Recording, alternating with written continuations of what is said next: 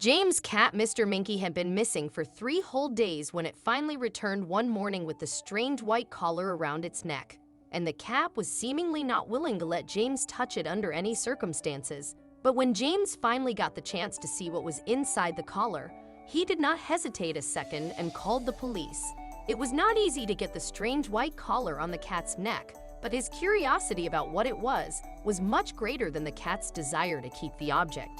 From inspecting the outside, he couldn't determine what he was dealing with. He had to break it up. There was seemingly no way to open it up cleanly, and if there was, James did not have the patience to find it. He took a hammer from the garage and smashed the white collar into a million pieces, finally revealing what had been in there all along. James could barely believe his eyes. Who was responsible for this? He only knew that the police needs to get involved in this quickly. But what was in Mr. Minky's new white collar? How had he gotten it in the first place, and why did the police have to get involved? James had his cat named Mr. Minky now for at least 3 years, and the animal had always been an outdoor cat. If he was kept inside the house for a whole day, the cat was mewing and was doing damage all over the place. So James preferred to let his cat outside the house, so Mr. Minky was able to play and enjoy the sun.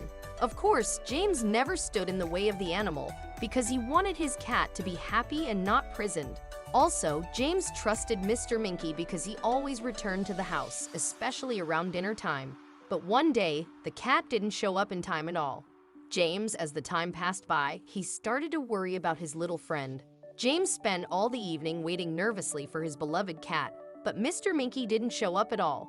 This was something that never happened before, so James was worried sick.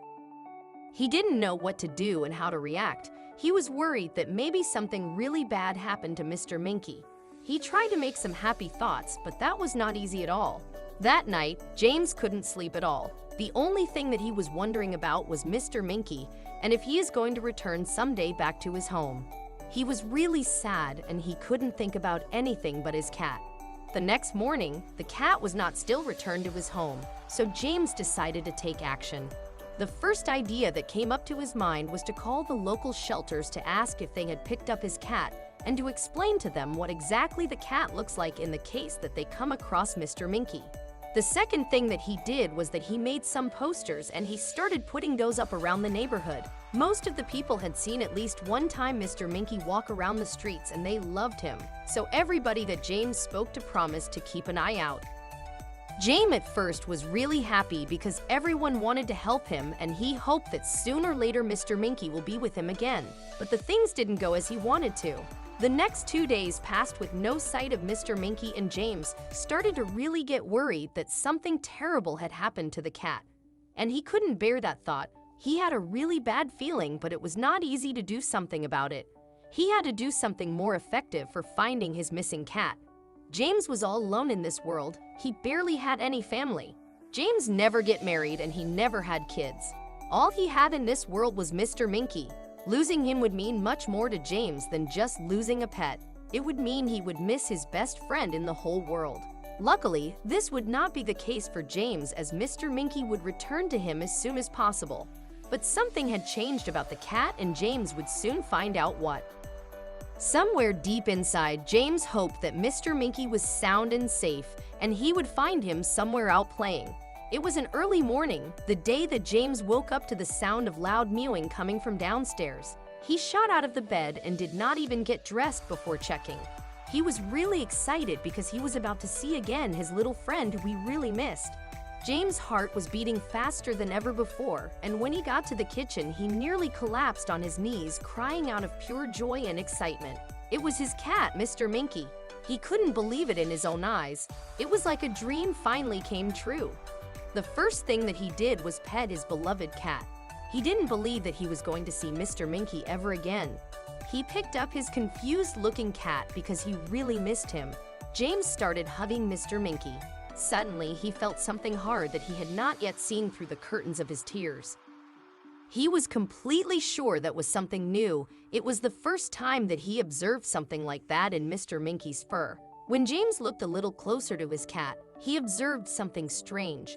Around Mr. Minky's neck was some sort of a collar with a big white thing. James had not a single idea what he was looking at, but he knew that this was something that he wanted to get off his cat. Of course, he was starting to consider this as the reason why his cat took so long to come back. When James tried to put off the collar from Mr. Minky, the cat made it obvious that he did not agree with this at all. Every time that James tried to touch the collar, Mr. Minky tried to bite him. This was something that the cat normally never did in the past, so James started to become more and more worried. What was this white thing on his collar? When James tried to put off the collar from Mr. Minky, the cat made it obvious that he did not agree with this at all. Every time that James tried to touch the collar, Mr. Minky tried to bite him. This was something that the cat normally never did in the past, so James started to become more and more worried. What was this white thing on his collar? The very moment that James felt that his cat tried to hurt him, he was shocked so much that he unconsciously let the cat fall down. Luckily, the cat landed on his feet, and he was also immediately calmed again. James was stunned by the cat's weird behavior. For Mr. Minky, it was the first time that he did something like that. James had so many questions about the strange white plastic thing that was around Minky's neck. But he also realized that the best thing he could do is to appreciate the fact that his cat was back home and try to spend some time with him without thinking about the collar anymore. James quickly gave Mr. Minky a big ball of food with his favorite canned food. When the cat saw that his delicious meal was ready, he eagerly started to devour it. Also, James took the decision to close up all the cat exits around the house. He felt that this was his only option for now. James knew that Mr. Minky probably would not like it, but for now, he did not want to take the risk of losing his cat again. At least not until he had figured out what the white object around his neck was. He thought that this way he could sleep at night peacefully without being worried all night. For the first day, this did not seem to be a problem. Mr. Minky was obviously tired from whatever he had gone through for the past couple of days. James was wishing that the cat would be okay with not being outside and that both of them are going to have fun. But after some days, things changed. James made another attempt to take the white object from Minky's neck when the cat was asleep. But he woke up because of it, and James had to dodge the claws of Mr. Minky this time. James had no idea what he was going to do from now on, and he was really worried about himself and his cat. James didn't lose his courage, and when the cat fell asleep a second time, James decided to take the smarter approach and just inspect the white object without touching it. But it was difficult to make any conclusions. But James was really determined to find out what was happening with his cat, so he didn't quit trying to save Mr. Minky. James thought and thought, but he couldn't come up with another way to inspect the device without waiting for Mr. Minky to fall asleep. He would just have to be more careful about not disturbing the cat when he got closer. But this time, James had an even bigger problem to worry about. Mr. Minky seemed to be in a deep sleep, but the cat was lying on top of the device. There wasn't any way for James to see it in detail without having to move the cat. Slowly, he decided to risk it again and reached for Mr. Minky as gently as he could. Despite appearing to be in a deep sleep, Mr. Minky woke up immediately and was obviously angry that James was disturbing him. Frustrated, James decided that he needed some insurance that the cat would stay asleep. He considered different options and finally came up with a plan that could work if he was careful. James found a sleeping pill that wouldn't hurt the cat and bought a bottle to keep Mr. Minky snoring away. But when he tried to feed it to the cat, Mr. Minky refused to eat it. James decided to mix the pill in with some food to see if he could trick the cat. Finally, Mr. Minky ate the food and went back to sleep. James snuck over and started checking out the device. As he got closer, he thought he noticed something new. When he watched again, a red light flashed. Suddenly, James was even more disturbed by what the device could mean. Now that James realized the device could flash, he couldn't stop thinking about what it could be for. Instead of feeling curious, he was almost nervous about being around the device without knowing what it could do. What if it was something dangerous? But even if that were true, he'd still have to get it away from Mr. Minky. James slowly grabbed the device and leaned in again to look at it. After already spending so long investigating the object, he was surprised to notice something new. He couldn't tell if it was just his imagination. Was he just being paranoid because of how stressed he was about the device? But even after thinking seriously about whether he was just imagining things, James couldn't deny that it looked like there was a camera on the device. There was a black dot next to where he'd seen the red light flash just a few moments earlier. While he was staring, it went off again. James decided that he had a right to know what was stuck to Mr. Minky's collar. It didn't matter if he destroyed the device because it didn't belong to him, right? The best thing to do was open the device and study the inside. Maybe it would have some kind of marking or serial number. James grabbed a pair of scissors from the kitchen and tried to cut the collar, but the scissors weren't strong enough to cut through the thick band. There wasn't any way he could see to take it off with a snap or buckle. He'd have to find something stronger without hurting the cat. After digging around in his tools, James found a pair of nippers in the garage. They weren't that sharp anymore, but he thought he'd be able to put enough force on them to cut the collar, and he was right. On the very first try, the collar fell from Mr. Minky's neck. James picked up the collar and turned it around and around. When he held it up to the light, he noticed a small button that hadn't been obvious before. He figured that it couldn't hurt Mr. Minky now that it was separated from him, so he pushed it and waited to see what would happen next. As soon as he pushed the button, James heard the device beep in response. A computerized voice stated that it was starting some kind of upload. After a minute, it said, "Upload complete." James had never connected the device to the internet, so he had no idea how it was uploading anything. The answer would shock him forever. James was beyond frustrated. It felt like every time he was making progress, he ran into a new problem that didn't make any sense. What kind of data was on the collar? Was it something totally innocent like information about his cat? Or was the device spying on him somehow? Finally, James decided to stop playing by the rules. He didn't want to waste any more time being confused and thinking in circles. He quickly headed back to his toolbox and grabbed the hammer. It was time to figure out what that device was made of and how it had ended up around Mr. Minky's neck. James set the device down on the table and smashed it with the hammer until the casing pulled apart.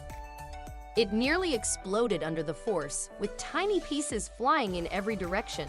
When he bent down and started sorting through the mess, he could finally get a clear view of what was inside. The first thing James noticed was the camera, which he was expecting to find already. But he definitely didn't suspect that the device had a microphone or an antenna to send data on its own. He wanted to tell someone, but who would believe him if he called with such a strange story? Finally, James realized that he couldn't be expected to manage something so unusual by himself. Without knowing who else might help, he called the police and told them that he might be in danger. It wasn't really a lie. After all, he had no idea what the device was for. After James finished explaining what was going on, the police officer promised to send someone immediately. James had expected them to sound a little skeptical, but they didn't doubt him for a second. He wondered if maybe the police knew what was going on with the collar. Had there been other reports? In just a few minutes, the police were at James's house with the lights and sirens running. It was obvious that they were taking him seriously. He wondered whether this was all part of some bigger plot. Before long, the police were standing at his front door and ready to help. Once they were inside, the police explained that several people had called about the white collars. But every time they tried to investigate, the collars vanished before the police could arrive. Maybe the person who put them there was continuing to watch the cats in case they had to get the collars back. James was completely shocked that others were going through the same thing, but the news actually made him feel better. The collar wasn't about him personally. He was just one small piece in a bigger plan that no one understood. James immediately showed the collar to the police, hoping that they'd be able to figure out who was behind it all. The police confiscated the collar and took it as evidence. They said they would get back in touch if they had any other information or needed more details from him about what had happened. James tried to relax after they left, but he couldn't stop wondering about the strange collar. James decided to watch some television with Mr. Minky to unwind after such a stressful day for the both of them. But before he could get too far into his show, the phone rang. He didn't recognize the number and was almost too afraid to answer, but his curiosity won out and he hesitantly picked up the phone. It was the police station calling him with an update. They'd analyzed the device and traced as much of the information as they could.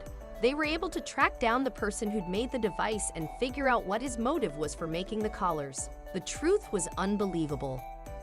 It turned out that a local teenager was creating tracking devices and testing them on cats he found in the neighborhood. He had no idea that he was scaring people when the cats came home with unusual collars. The teenager had simply wanted to make sure they worked since he wanted to start his own business one day.